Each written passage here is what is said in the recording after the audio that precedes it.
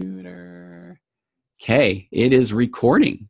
Perfect. So we're good. Hey, all right. So I am curious if you wouldn't know because I don't think I've ever told you this, but I think one of the first times I ever saw you was we were at a similar church meeting and you were singing. And I think, would your sisters have been in? Yes. So my sister, Callie, is actually like an LDS musician. She's a big deal. I've watched some of her videos and she's got some albums out, like a Deseret Book and stuff like that. So yes, she would have been singing with me probably. Hey, and so I was near you, and so I just hear this, amazing singing, and I'm a horrible singer, but I really enjoy singing, and I found one of two things. The first thing I found was, holy cow, these ladies know how to sing, and then the second part was I felt like, okay, they're going big and they sound good. So I feel like I can kind of bump my volume up a little bit. And I went for it. Yeah. I did. Yeah. Yeah. So thank you. I have a memory of like a random church meeting where there was goose honking. I never put that together, but. Yes, that was me. It sounded, I'm sure, like an angel was behind you. Right. And then at that point, yeah. And so then I was kind of aware of who you were. And then and I will get to your journey, because I know we had connected it a couple of times there when you were, I think, on your road to becoming a therapist, which was kind of fun. But before, I want to start, if you're okay with the thing, and we will trade messages. You and I know each other, but you posted something, and I copied and pasted it August 3rd. Is that right, or is that just when the person maybe who shared it? Does that sound about right? Around then, yeah. Okay, so you shared something on your Nikki Harmon LDS Marriage and Family Therapist page that I thought was just beautiful, and then.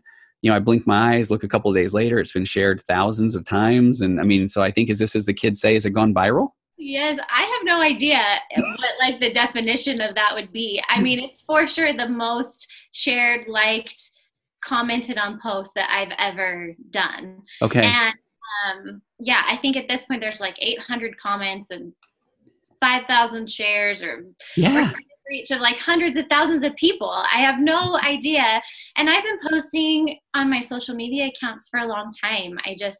I've never had something just kind of like I think that's viral. Yeah. And even when you and I were setting this up, I said, a couple of my friends from high school shared it. How do you know these people? And you're like, I don't know these people. Right. Yeah. And it's like, okay, that's viral. That's the definition. So are you okay? Do you mind reading the post? Sure. Okay. Sure. And then we can let's talk about it. All right. I would love to do that. Let's see. I took a little picture of it so I can. Okay. So when I was single, I would dream of finding the one and could not wait until my happily ever after got started. Being single was hard and lonely. I anxiously looked to the future and marriage and happiness. Then I got married and discovered that marriage is hard, and I still sometimes felt lonely. And I couldn't wait until we had lots of fat babies to bring giggles and love and happiness to our lives. Then when I was pregnant with my second child, I found out that my husband had been addicted to drugs for many, many years, and our marriage began to crumble. And I learned that divorce is hard. And then I learned that being single with 2 young children is hard. And the next 5 years were full of hard. And after a bunch of bumps and sometimes mountains in the road, I am now married to a wonderful man. And you know what? It is still hard.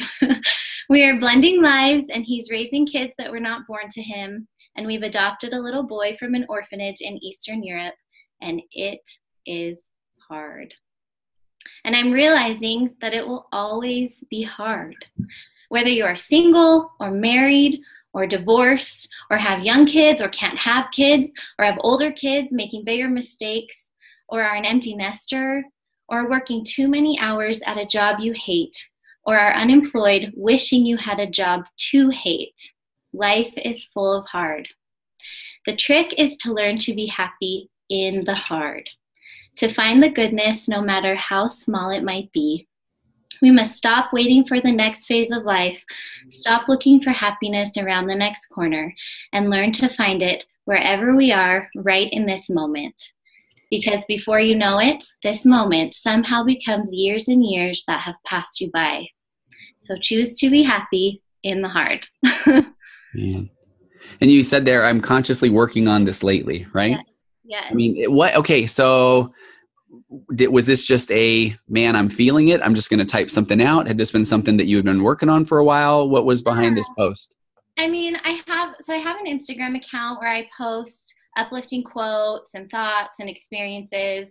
And can you give that a little plug? That I've followed that forever. Yeah, it's @havejoy_therapy. Kind of an awkward handle, but that's my Instagram handle, and I post quotes and just uplifting content. And I just made a goal to post every day for 30 days. Okay. And so I was kind of thinking through what kind of things are uplifting do I want to talk about. And I had just got these family pictures back, and there's this one of my husband and I'm just thinking, man, this picture has such a big story behind it. Oh, yeah. So I just thought that that's been something I've learned through lots of my personal experiences, and I thought that would be helpful, and turns out it was helpful to some thousand people or whatever. I don't know. Yeah. So, I guess I probably would have already said this in the intro, and it's on the title of the podcast, but you are also a marriage and family therapist. I am. So, this is, in our world, this is really vulnerable, right? Yeah. I mean, so how was there did you hesitate at all before hitting send, or what was that like? I actually hesitate on almost all my okay. Because as a therapist, it's not about my experiences, and there's a boundary there with my clients, and I'm not sharing my own stuff. And also, one of the main predictors of whether therapy is successful is how connected the client feels to the therapist. And one of the ways we feel connected to people is to know their story. Yeah. And so I've kind of found myself in this weird space between being a therapist and having boundaries, but also having kind of an online presence and wanting to share my story, because that's how people connect to me. And I think there's real power in that connection, and there's a lot of value in that. I think that is an instigator of change when you feel that connection to someone. And so this is kind of a new space in the therapy world in general, kind of opening myself up. And you know what, there's going to be people who know my story, or who find out that I'm divorced and aren't interested in coming to me as a therapist. Yeah. There's people who aren't going to come to me because I'm a female too, or because of my age, or, there's all kinds of things that people would be comfortable or not comfortable with.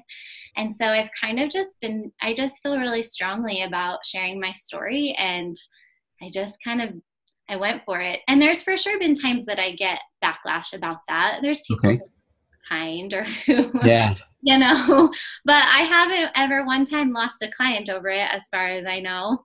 Yeah.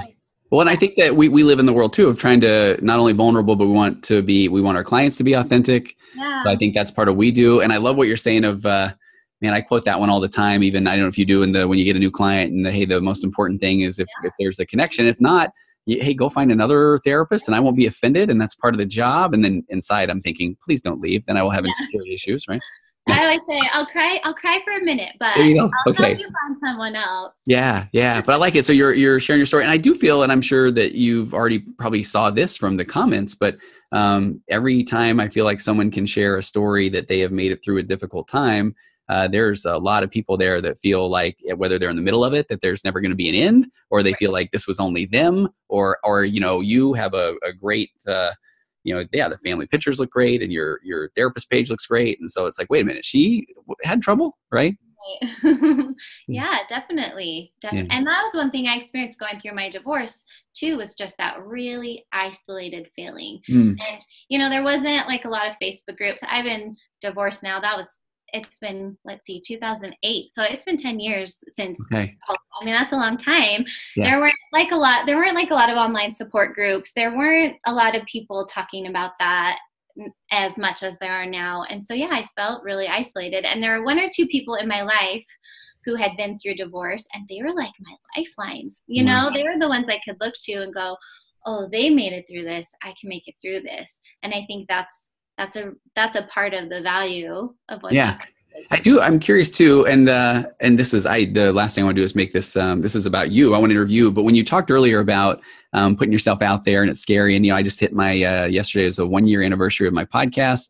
And I still feel like it's pretty scary to kind of share stories. And sometimes you forget that you even said one, and somebody says, hey, I like the story about whatever. And all of a sudden, sometimes I feel like, oh, they stalking me, or how do they know? Right. But, oh wait, no, I talked about it. So that is hard. And I liked how you were saying earlier, there's going to be people that are going to judge, even if we're, I can do a whole podcast on don't judge and I'll get nice judgy emails back. Right. And it's okay. Right. Yeah. That's okay. All right. Are you okay? Let's kind of start. Well, okay. I think where I was headed there, my first ADD moment, was the feedback you've received. Are there some that are harder to read than others? Are there people that are kind of letting you know they're in the middle of it, or what's that been like? Yeah, a lot of people are in the middle of it. Well, and the thing I think that's been really positive about this post is it encompasses every single thing you could be possibly experiencing. Like anyone who reads that post is going to find themselves in one piece or another of it, and because life as a general rule is just full of challenges. And so whether you're at the beginning of that post in the single phase or whether you're at the end, wherever you're at in there, people could find something to relate to. And so, and people were tagging their husbands in it, like, it's hard but we're still good, like people are sharing friends and connecting, and it's been really uplifting. It's been like reading through all those comments. I had one crazy guy on there. Other than crazy guy, everybody, I mean, literally every single other comment has been positive, and not just necessarily towards me, but like each other. They'll tag their partner, and then they're having this conversation with their partner on the post, or all strength based, right? I have to tell you that's where I come from as a therapist. Exactly. That's why I dig you, Nikki. We're strength based therapists, right? Get rid of the guilt and shame. Yeah. One of the things I really thought was interesting is somebody who works with a lot of men-related issues is that I loved your line about whether you're working hours at a job you hate or are unemployed wishing you had a job to hate. Yeah. I see that one often where, it's always we don't know what we have until it's gone. I know that's the cliche, right? But that one kind of struck me there too. Mm-hmm. Learning how to be happy in the hard. I mean, what comes to mind? What are if somebody asks you that question, what do you do with that? Yeah. Oh man, I would say, how long you got? Okay. But I think there's three kind of takeaways that I have narrowed it down to. If I was going to just give you the meat and bones of what I really think. Yeah. I mean, I think one of the biggest ways that we're happy in the hard is that we choose to focus on what we can control, rather than wasting energy and time focused on all the things that are outside of our control. Yeah. So much of our angst comes from worrying about this future event, worrying about this person's actions, worrying about Yeah. And that's going to make you crazy, right? Because you have no control over any of that. And if you're spending all your energy focused on it, then you're going to end up in the loony bin, right? Hey, so if you're okay, if we can kind of organically now go back and forth. I love that takeaway. And then let's kind of jump back on your story timeline, because I feel like that was probably a pretty applicable takeaway for you. Focus on what you can control, maybe even let's dive in and maybe tell me what that was like, especially when the part you shared in the post about the divorce and the discovery from your husband. So you gave me a timeline. I'm grateful for that. You got married in 2004. I think this is a nice place to plug that we're going to have this up on YouTube as well, because I think that we could easily make a joke about, you look very, very young. So I do. Yeah. So I think there's a nice age joke here. Oh, you were 10 or whatever, Yeah. I get that from clients all the time. They walk in and they're like, "You're my therapist. Are you 15?" Oh, yeah. Yeah. Now it's going to be like, hey, take a minute, read this post, right? Yeah. Some life experience. So I got married in 2004. Hey, real quick too, I think where we were trying to figure out how maybe there was a person we knew in common, and I loved the fact that what did you do in college, Nikki? Oh, here we go. Yes, I was a cheerleader at my college. I went to Brigham Young University, and I was a cheerleader there back in a different life. Yeah. Was that a blast though? Did you love that? It is so fun being down there on like Lavelle Edwards Stadium in front of 70,000 people. Wow. I mean, there's not really much better than that. And one of the years I was a cheerleader there, it was Lavelle's last year coaching actually. And they were undefeated. It was just like a huge fun. You travel all over and like Yeah. What a blast, right? Yeah. So then what'd you do did you get married? Were you in college when you got married, or was So it? I had graduated. It was Okay. right after I graduated from college. Yeah. That I got Okay. married. Okay. Mm-hmm. And then you said pregnant with your second baby. Yeah. Yes. So, when I found out that he had been using drugs, that had been the whole time. So we got married, we moved to Sacramento, which is where our paths crossed. And I had no idea. I was very naive. I grew up in a really conservative, kind of sheltered home, and I just had no clue. And looking back, I could see signs, but in the moment, I just had no idea. I was married to the man for 2 years before I.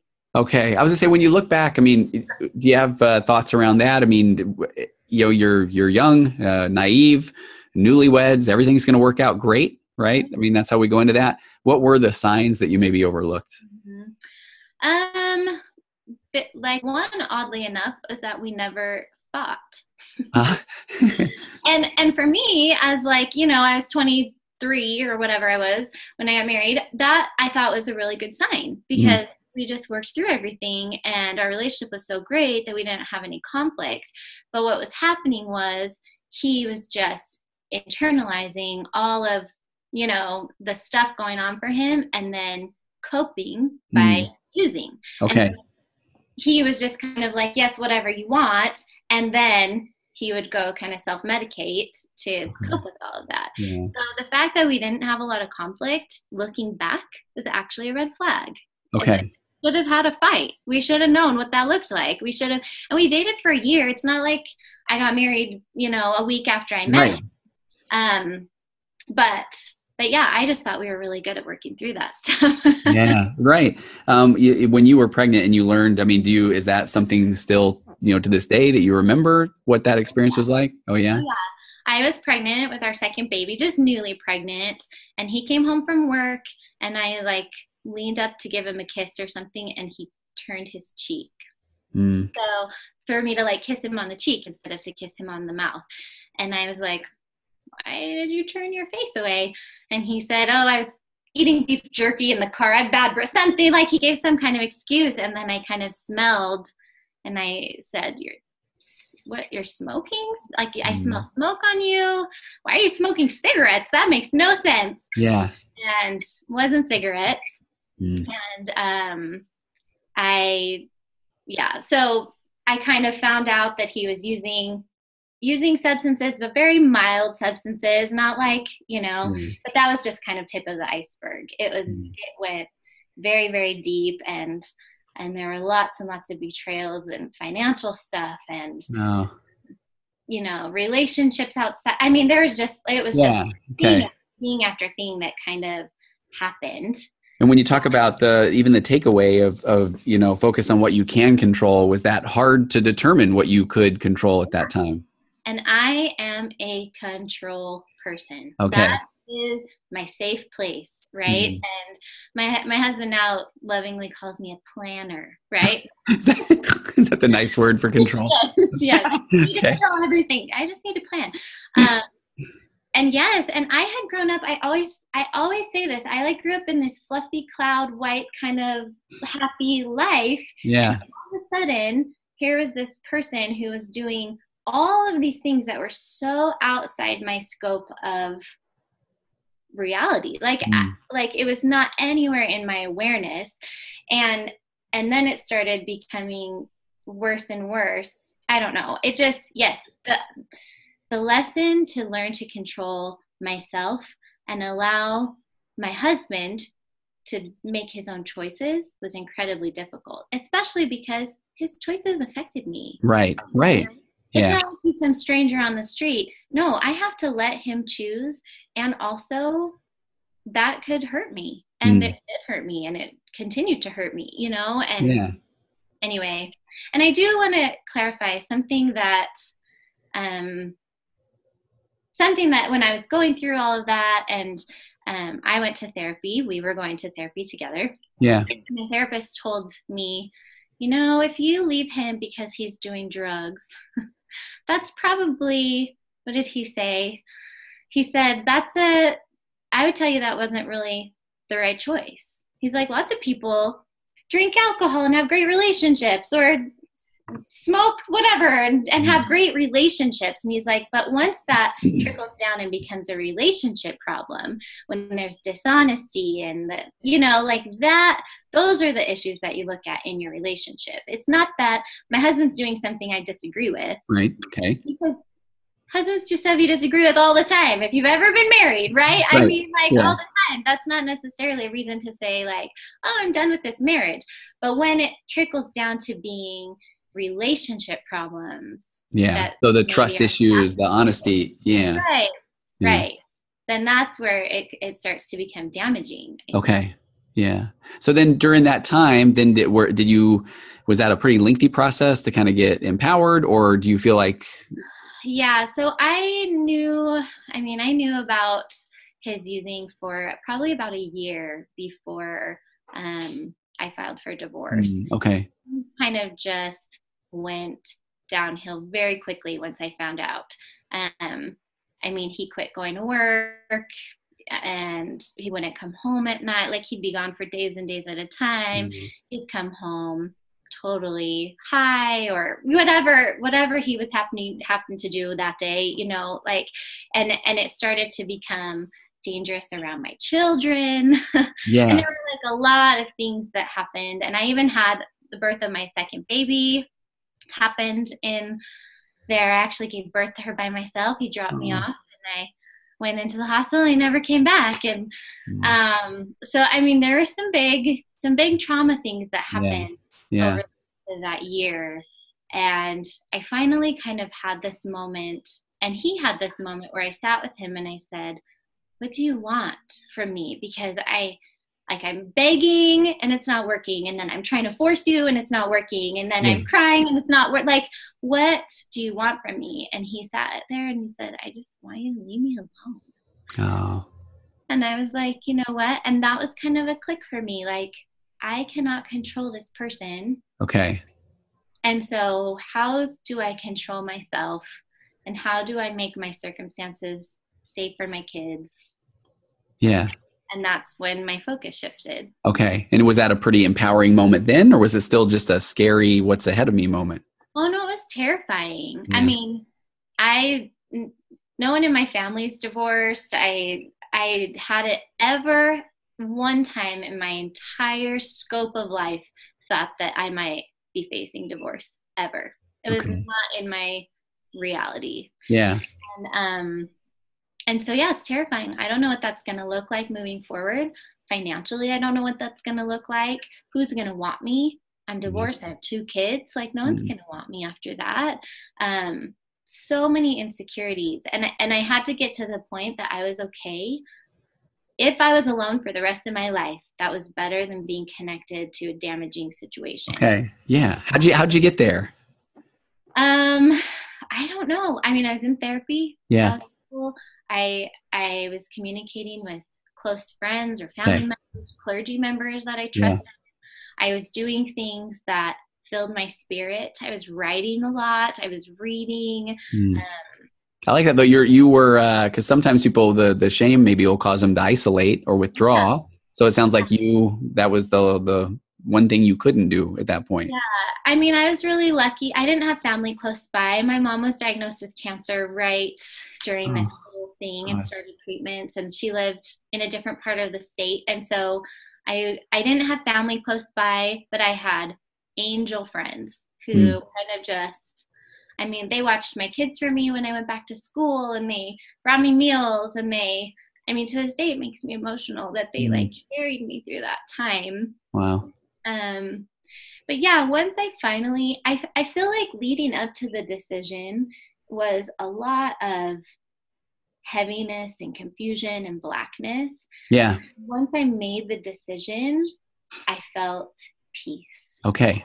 Underneath, up top, there was still chaos. There's still anxiety and uncertainty, but underneath it, I felt peace. And that was huge answer for me and a motivator to push me forward, that no matter what kind of chaos happens up here, if I'm feeling peace underneath that, then I can move forward. Were you, and I wonder, as a therapist and as you going through that, I'm curious, do you see a lot of when people, they're so scared of making that kind of that final commitment to go, and then that feeling of peace or relief or weight off their shoulders or that sort of thing when they do you see a lot of that? Yeah. Yeah. Yes.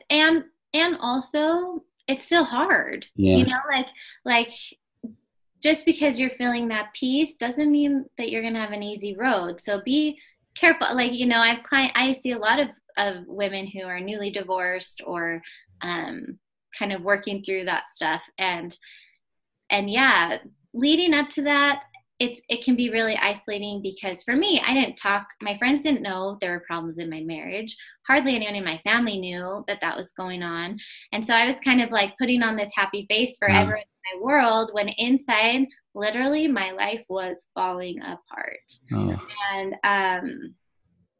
And yeah, but once I finally made the decision, then people started finding out I'm getting divorced. All of a sudden there was support happening for me.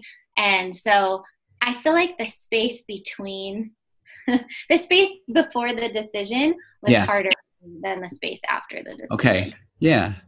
Hey, when did you decide then I think I'll be a therapist? So my undergrad at BYU was in, what was it? Marriage and family studies. Oh, okay. So I had always wanted to do that. I thought I would do it down the road. My plans got bumped up. Sure. And so after that all happened, through like mutual friends in church and whatever else, I got hooked up with a job at a university in Sacramento, and I became the assistant to the marriage and family therapy program. So I was basically like the receptionist for the program. I was like taking applications and working with the director and like all of that stuff. And so I did that for a while and was like, why don't I just go back to school? I'm here every day. Why don't I take classes? So I had no idea how I was going to make that work. I had 2 little kids, and I wasn't in a position where like I was getting child support and that kind of stuff. That wasn't happening. You weren't. Okay. And so I was very like kind of in like desperate times, but it worked out, and I went back to school. So it's probably, I went back maybe like 8 or 9 months after my divorce. Okay. And then 2-year program? I mean, were you settled in for a while? Yeah. Okay. And you put in the timeline you sent over too. I just wanted to, when you talked about putting your little kids in daycare, and you put in there, killed my heart, right? Oh, yeah. That was a tough decision. Got some more posts on that. Those ones. Okay. Yeah, it killed my heart. Like I said, I'd never thought about even the possibility that I would get divorced. And so the only thing I've ever wanted to be my whole life was a mom. Even as a little kid, they would ask me at school what I wanted to be, and I said a mom. And so having my barely 3-year-old and my 6-month-old, and having to take them to a stranger all day so that I could go to work all day to make money just to pay the stranger to watch my kids. Like that, it was basically like almost evened out. I mean, it was heart-wrenching. Yeah. Knowing that you had an end in mind, still though, that had to have been hard. Oh, yeah. Yeah. Were there times, I mean, and I don't mean to sound so cliched, but even while you were going to school, were there times where you felt like maybe this isn't the right thing to do, or once you were kind of locked in, were you in?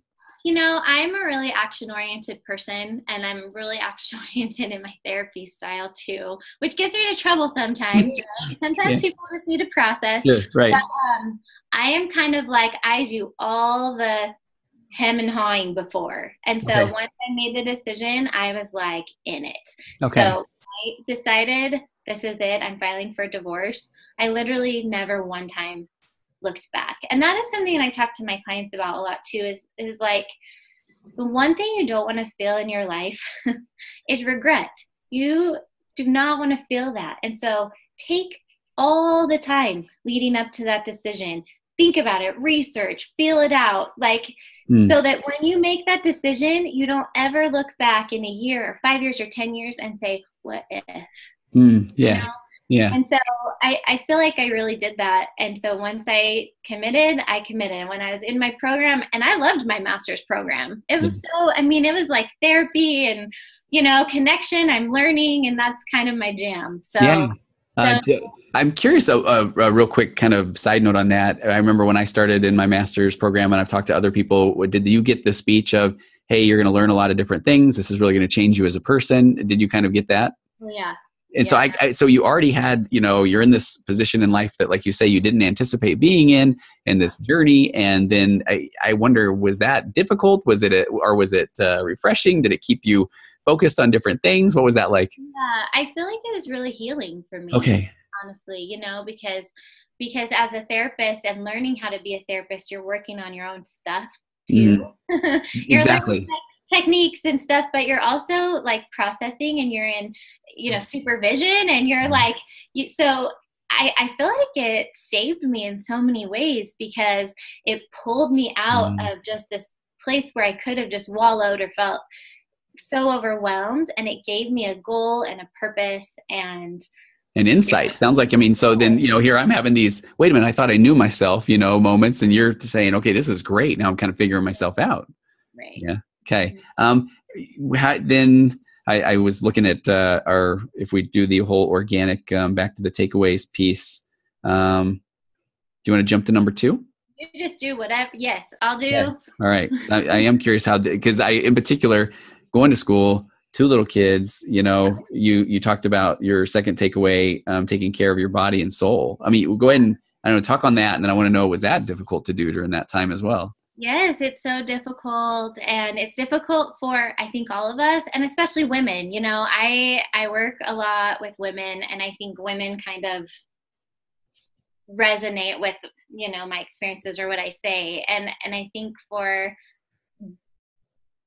we tend to not take care of ourselves. Okay. And that's hard, especially when we're in survival mode. If you're in a place where your life is heavy and you're super overwhelmed, and you're kind of just like paddling and like taking little breaths every once in a while, you go like this on your priority list all the way to the bottom, because you just don't have the capacity.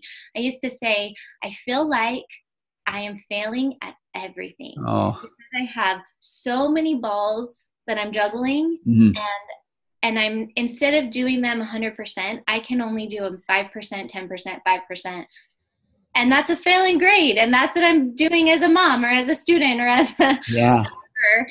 And for me, during that time, being able to take care of myself sometimes meant I didn't do my dishes, or I fell asleep at 7 o'clock with my 3-year-old when, or I didn't answer my phone, or I would stay in my pajamas all day with my kids and watch movies and not feel bad about it. Like sometimes there are things, and it's not always, I don't know, sometimes we think taking care of ourselves is like, go get a bubble bath or a manicure. For me, it's not always like that.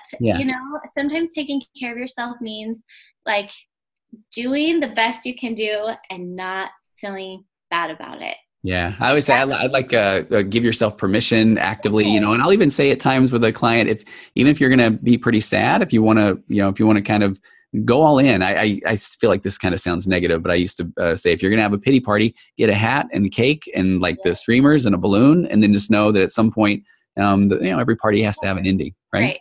Right. Yeah. Yes. I even just the other day, I wrote a post and I said, my kids ate bread for dinner.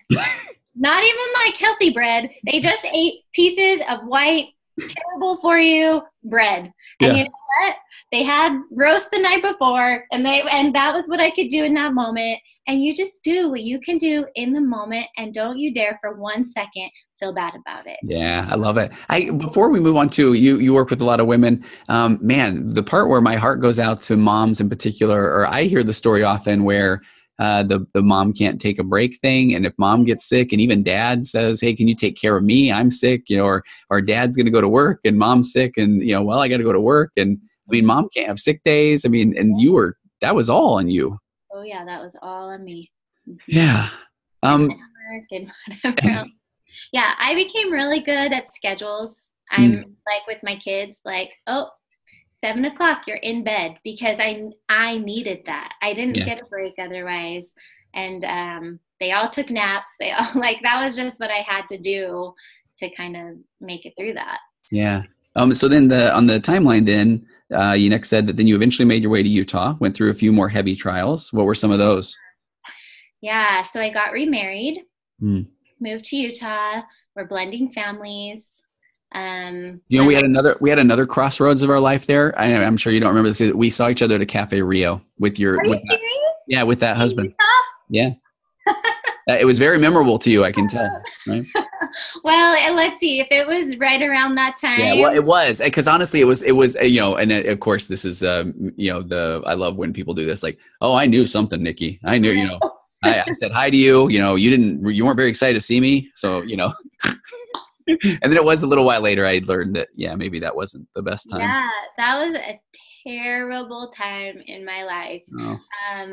I moved to Utah. I actually moved to Utah 2 weeks after my mom passed away.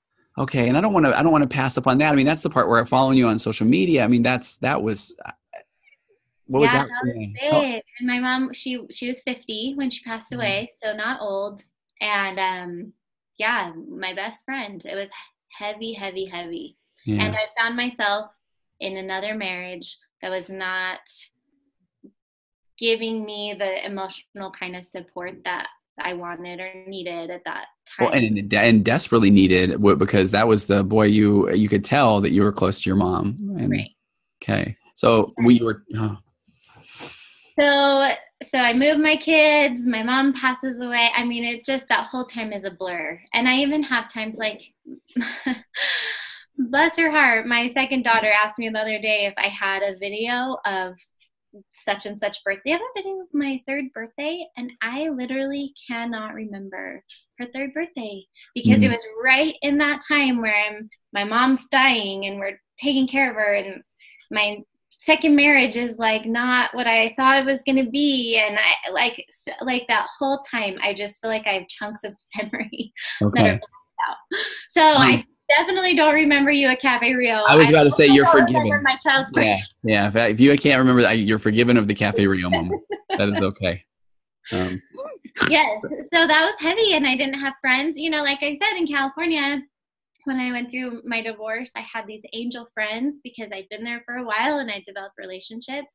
And I moved to Utah, and I did not have that. I didn't know anyone. I didn't have support.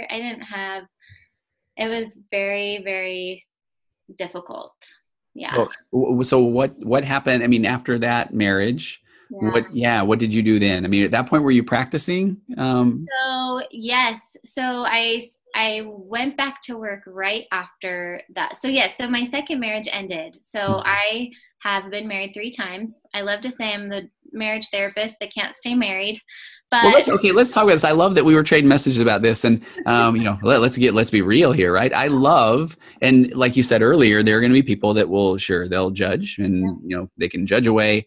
And I also have people that sometimes I love. I do a lot of couples therapy, and I feel like sometimes I am saying, hey, I've been married 28 years, and so not saying that I know it all, but this is almost like so trust me. But then I've had people say to me, you don't know what it's like to be in a marriage that's difficult, or to be married to someone with a personality disorder, or to have someone that has a sex addiction, and I can't say, well, I'm a therapist, I understand. I can't. So I feel like there's some, I mean, boy, do people say that to you? Do you ever find people saying you couldn't possibly understand and that they don't know your story?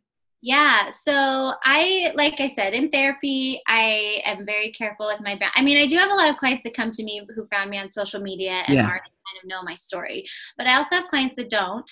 And it is so interesting how powerful it is in a session with a woman crying because her marriage is falling apart and she doesn't know what to do or where to go. And I can look at her and I can say, I know exactly what that feels like. Yeah. I have been exactly where you're at. And the power in that connection and being able for her to feel not alone and to feel understood. I mean, it just is amazing the power that has in therapy. And not only that, but I think it also opens up a little more room for them maybe to get some feedback, right? So like I can say, let me give you some hard feedback, and she can hear it easier because I've been there, right? Rather than I'm lecturing her with hard feedback and I don't really know, anyways. Yeah. So yeah, I do think that in the right time that really creates a huge shift in the dynamic in a positive way. Completely irrelevant-ish story that I love that one where it's like, Nikki, I totally know what you're saying as I share a story that is completely not exactly what you're saying. So here comes one. But I will, the one thought that came to mind is one of my proudest moments was sitting in a session with, and if somebody goes and Googles me or looks me up, there's a million things about running, right? And some distances or long distances or whatever. And I had this guy just going on and on about, how committed he was as a runner, and he did this running stuff, and people just don't understand him because he's a runner and run. And I'm sitting there wanting to be like, I'm a runner, right? And then he lays out that, he's ran a half marathon. He's thinking about maybe even doing a full, and people don't even understand, and all this stuff. And I'm wanting to be like, okay, I ran a half marathon this morning, or whatever. And I'm like, and I tell myself, it's not about you. It's not about you. It's not about you. And I just was like, okay, he's just going to say, do you run or whatever? He never did. I never said a thing. Proudest moment of my life. Yeah, that's hard because we do have a need to like connect. I know, right? Yeah. Because I didn't want to be like, the marathons, those are cute. Right. I could do that in my sleep. Right. You know me? Yeah. Right. All right. So then you're there, you're practicing, and then what happened next? Oh wait, do we have let's jump into what is? Let me share your third. So your second takeaway was take care of your body and soul, get enough sleep, eat well, drink water. You put the drink water part. Is that just staying hydrated? Or are you a water person? Period. Or right? All right. Me too. Right here. I drink so much water. I have a huge thing that I carry around, but I also drink so much Dr. Pepper. Okay. I drink a lot of Dr. Pepper. And so when I am in like a hard place, I will carry around both my jugs, but I drink a lot of soda. And like the worse off my day is, the larger my caffeine intake becomes. And so that was maybe like just for myself, like, hey lady, you need some water, not just DP in those. All right. So this is why, boy, I can already tell you're a good therapist. Let me jump off screen here for 1 second. So I made a purpose. I mean, and on purpose here, I was drinking my water while we were talking, but my Hydro Flask of Diet Mountain Dew was kind of standing off to the side. So now I will be authentic, and I will. We really are connected. Yeah. That's the whole reason I have a fridge in my office, and I say it so that, for my clients, this is, hey, I want you to feel comfortable or whatever, but it's so I've got the stuff on hand. I don't have to walk, 10 feet to the kitchen. Yeah, that's right. So take care of like food and everything, but also sleep enough and take care of your soul. Like that for me was I've always known what kind of feeds my soul, but I don't do it. So identify what it is that feeds your soul and then do it. What feeds your soul? What was that? I'm curious. So writing for me feeds my soul. I love to write. I love to write my experiences, and that's a way that I feel really connected, and I kind of find meaning in what I've been through, right? So writing for me is something that I've made a conscious effort. Like I said, I made this goal to post 30 days in a row on Instagram. And it's because it's forcing me to make myself a priority and do something that I love every single day, even if it's a 10-minute post, Not that I love posting, it's that I love writing. And that's the piece that kind of, And so I had somebody on she commented and said, I find things that I love, whether it's a quote or my favorite candle or whatever, and I place them strategically around my house in places where I'll see them. I place them on my bathroom counter. I place it right at the bottom of the stairs. I place it on my kitchen sink so that I'm intentionally seeing things that I love that bring me joy all around my living space. Or, for some people it's running, for some people it's whatever it is. But it doesn't have to be like a big, huge thing. Right. It can really be as simple as you go to bed early, or you leave the dishes in the sink, or you play with your kids. It can be as easy as giving yourself permission to not feel bad about not perfect. Like that is a way that you feed your soul, So. Yeah, I love it. I was sitting there thinking I was feeling judged because you were just a water person, by the way. So no, not. Exactly the opposite, actually. Exactly right. Hey, and this is I promised myself I would do this as well today because you are inspiring me in the social media realm. So I have never done like an Instagram story thing. Yeah. So I want to do it right now while we're talking, and then I'm gonna say, hey, look who's coming next here on the virtual couch. All right, I'm gonna try. I think, okay, look at this. This is I guess this is happening right now, Nikki, right? Yes, So is it? recording this podcast, right? And you're gonna be on this. It's gonna be released on Monday. I can't wait. It's gonna be hard to not release it sooner. But so let's kind of start to talk about your third takeaway, which is it's okay to not be okay all the time. Oh, this is my favorite takeaway. I love this takeaway. Okay. And I think kind of interesting because so much of my message is find happiness. No matter what, you can find joy, you can be happy, even when it's hard. But part of being able to do that is acknowledging the heavy. Okay. Part of being able to be happy is being able to take time to feel those negative feelings, to process through them in a healthy way, to cope with them, and then you can take a deep breath and put your big girl pants on and move out and focus on the good things in your life. But in my experience, if you are kind of in denial, if you keep kind of, no, I'm great, everything's fine, I'm just kind of keep pushing those feelings away, they will just keep coming back, knocking louder and louder at your door until they kind of blow up on you and you have no choice but to kind of deal with them. Yeah. Did you have a way, or did you have something that you, how did you deal with that? Were you getting into mindfulness? Were you, what was that like? Yeah. So I was definitely in therapy. And I think, again, like the biggest part of it for me is just giving yourself permission to have those feelings.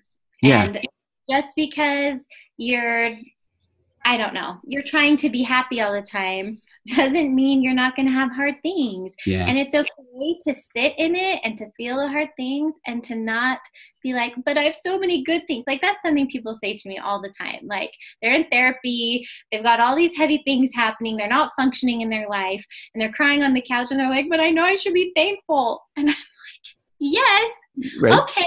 And also, like, this is a really big, heavy deal, and you can be thankful and acknowledge that it's really hard at the same time. Yeah. Do you ever do anything with acceptance and commitment therapy? Are you? Yes, a little bit, not a lot. No, so I love that it's the part I love the most is that what you're sharing there is that you're human and you've had a whole lot of things happen and you've got all your own baggage you bring to the situation. So if you weren't feeling all of these things, then I would worry. Then I would think you're, ignoring everything, or you're, so it's okay to have all of that stuff come up. But then what do you do with it, I guess, right? Right. Well, and what you do with it is you figure out how to cope with it in a healthy way, like feeding your soul, right? Finding those things that are healthy releases, being able to talk to a therapist or a friend or whoever someone trusted in your life, being able to, like, whether that's journaling or reading or processing, like letting it be present for you and then putting it to bed while you go on with your life, and then you revisit it, and then you keep on with your life, and eventually you heal and you cope, and it kind of gets smaller and smaller, and you don't have to visit it as often. Do you find, and then I want to get to your current marriage, I want to get to your adoption, I want to do all those kind of fun things too. Do you find? This is a long podcast. I know, right? My bad. I told you it would be 40 minutes. Probably gonna go a little long. No, it's okay. I'm happy to keep talking with you. I love it. I do. So do you find that you will still have, some triggers that will bring the pretty intense sadness even all the way back to first marriage? Or do you feel like, okay. Yeah, I mean, I think it depends. A lot of my sadness now around my first marriage relates to my kids. Okay. And how they kind of are coping, and how they, like come to understand their relationship with their dad, which they don't really have. I mean, he's still using, it's very like public out in the open, and he's not in a great place still 10 years later. And that affects my children, know, and so that's a big piece of the pain for me with that, is how that affects my kids. But it's interesting that there definitely are triggers and things in my relationship with my current husband. Okay. You know, he'll say something or do something, and it's like all my like warning signs go off, and he's like, I'm just watching a movie in the next room. You know, like, where are you? You know, and I'm like, wow, because I think when you have been, I'm so sorry. Did you hear that giant bang? That is okay. As long as it wasn't wasn't a kid. Go downstairs. Okay. When you have a like a wound that has happened in a relationship, you can do a lot of healing personally. You can work through a lot of trauma, but I really think that those wounds that started in a relationship get healed in a relationship. You start to trust, you start to reframe what different signals mean. And that work doesn't really happen until you're in a healthy relationship. And then all of a sudden, like 10 years later, you think you're doing great and you get married and it's like, oh, all this stuff's coming up for me that I never felt when I was single because, you know, no one was there to like show me that in that way. Right. Yeah, no, it's great. I feel like I've had even people that didn't get in a healthy relationship in a second or third marriage. And then all of a sudden they're saying, okay, what's his angle? You know, when he's texting me nice things during the day, or, you know, because in the past it was like, okay, what's he want from me? You know, and boy, helping a client give that a voice so that here's this guy just maybe being genuine, and all of a sudden he doesn't know that he's I don't know, he's in trouble for being so nice, right? Yeah. Right.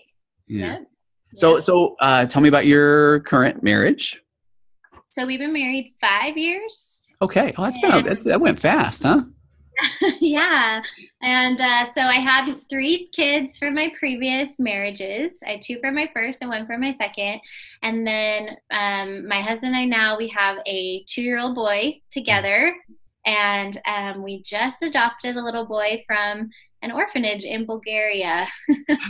And he's been home with us since about April. So we just are all kinds of crazy over here. It's wonderful, though. I mean, first of all, does your husband love being married to a therapist? I mean, does he? Everybody asked him that. And I'm like, he can't afford me. So I don't do therapy for him. Right. Yeah. I know spouses do not want to be, No. And sometimes, like, if we're in an argument or something, and he's like, because sometimes I get my therapy voice on. Oh, yeah. Really calm or whatever. And he's like, are you my therapist or my wife? And I'm like, your therapist is going to talk nicely to you and your wife's going to lose it. So which one do you want? I love it. I love I mean, every bit of me sometimes wants to say, man, I can understand how that would be hard for you to my wife or something. I can tell she's, don't try that stuff on me, you know? I'm like, I think under your frustration, you're feeling hurt. He's like, I'm going to punch you in the face. Right. Yeah. So then I do, with all love and humor, when you said that, man, we've got all kinds of crazy, it is, it's like, hey, so we've got kids and these kids and this, and then, you know what are we missing? Let's adopt the kid. Right. So exactly. We want to have a bunch of kids from a bunch of different dads and different last names. Like, let's just break it. Yeah. Talk about that. What led to the adoption? What was that? Yeah. We'd never talked about adopting. I mean, clearly we have 4 children and some of them are going and coming and leave, right? They're all in very different situations and blending families and all of that. It's crazy, but we came across the account of on social media of a family who had adopted some kids with Down syndrome from orphanages, and started following their story and kind of opened my eyes to the world of orphans with special needs in other countries, and showed my husband, and we're crying and we're kind of scrolling through profiles because they have profiles of kids that are available for adoption. And, these kids are neglected and many of them don't live till they're 18. It's really, really bad situation. And we came across his picture and we kind of just were attracted to that. He looked familiar to us somehow. And my husband, and we keep scrolling and kind of going back, and my husband said, why don't you email them and get some information? And I was like, I'm sorry, what? I thought we were just looking at anyways. And he's like, I just want information. And so one thing led to another, and I got some information, and then it kind of swapped, and I felt really strongly like we needed to adopt him. And he was like, no, we're not doing that. And anyway, but within 2 weeks we had committed, and a year later and thousands of dollars and paperwork and hassle and everything, he came home in April of this year, 2018. What's that been like? It has been so hard. So maybe that's where my post came from, was trying to post it, like, no matter where you are, even if you're in a great relationship and you have kids and you're in a place where you're adopting, it is still hard. I spent a lot of time like preparing my kids for the hard adjustment, and I spent a lot of time learning about how hard it would be for him. But I did not spend a lot of time preparing on how hard it would be on me. Okay.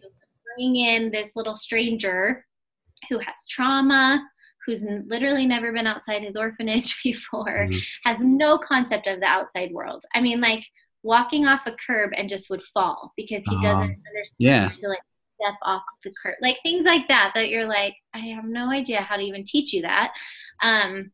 It was really hard.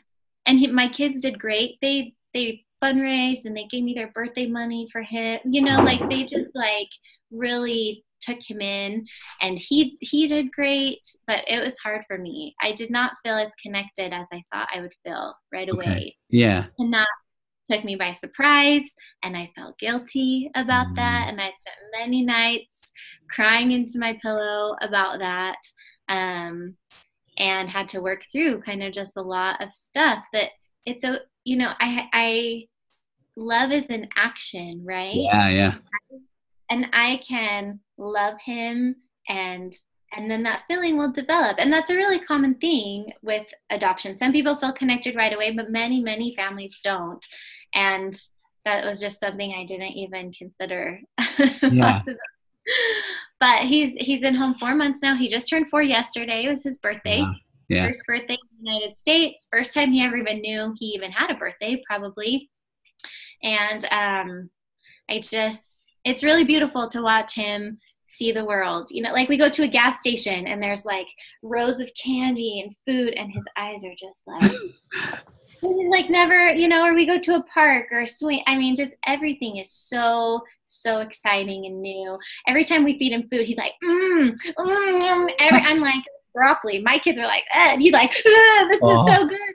You know, it just kind of opens up your eyes to see the world in a different way. And that really has been his gift to us, that we get to kind of go back to this innocent place and being like with awe and wonder and gratitude, because he knows what it's like to not have those things. And anyway, that's beautiful. So, that is. And have your girls just had fun having a brother? They adore him. And my youngest, so my son, my biological son, is only 13 months younger than our adopted little boy. Okay. But developmentally, our adopted little guy, Milo, is delayed. And so him and Rocky are very much kind of on the same wavelength developmentally. And they struggled for the first couple weeks, but they are completely they are troublemakers to the core together. And it's cute. Rocky will say, I'm going to tell you a secret. I want to play with Milo. Like, he just loves him. And he'll say, you're cute, Milo. You're so nice, Milo. You know? That's beautiful. It is. I love it. I love hearing that. I do. And I feel like, boy, now talk about the depth that you can cover. I mean, as far as from an empathy standpoint, right? It really is shocking when you kind of list out all these things. I don't think, I was thinking about this the other day, I don't think I've ever had a couple in session with me that I haven't had some kind of shared experience with, ever. Like whether that's betrayal, you know, and it doesn't have to be, the details are the same, but like the core concepts and those experiences, it's very interesting that I got a lot of stuff in my backpack, you know? Yeah. And again, I think that's a wonderful thing. And I love the fact that you're open with that, at the beginning, before we start recording. I love when I'll ask a guest, hey, anything that we don't want to talk about. And, I knew the answer for you was going to be nope, right? Yeah. Yep. So I love that. All right. I literally just crossed the hour mark. Time flew, right? It did. Yeah, this was a blast. I'm hoping that selfishly that I can have you back on. I mean, because obviously, I would love to come on. You have a whole lot in your backpack. Yep. If your listeners aren't sick of me yet after this hour, so where can and by the way, I mean, people can go meet with you. That's what I love too, right? I've started referring people when I know that they're in Utah. Where do people find you? Yes, so I work currently at Amber Creek Counseling. It's a clinic in Sandy. But if you want to connect with me online, I have a new website that's being built currently, NikkiHarmonTherapy.com, but it's not quite ready yet. So probably the best way to connect with me is through my social media. My Facebook page is Nikki Harmon, LDS Marriage and Family Therapist. Okay. My Instagram account is havejoy_therapy. And all my contact information is on there. You can message me or, I'll include all the links. I mean, I'm excited about this, and I don't know if I did the story right. On Instagram. You know what? I've only done a couple of stories on Instagram myself. It's kind of weird as a therapist. You're like, what do you do? Like, I can't do my sessions. What do I even? Right. So I don't know. So there might be one up there now. Although I guess when people hear this on Monday, this will have been in the past. So yeah, they have you can save your stories if you want. Can you? Okay. All right. I got some Googling to do, right? All right, Nikki, this is, I've been waiting for this for a long time. This is fantastic. I'm so grateful that you were on. I can't wait to have you again. And I'm just grateful for your time. Thank you. Thanks for having me, Tony. I appreciate it. All right. We will see you next time on the virtual couch. Perfect.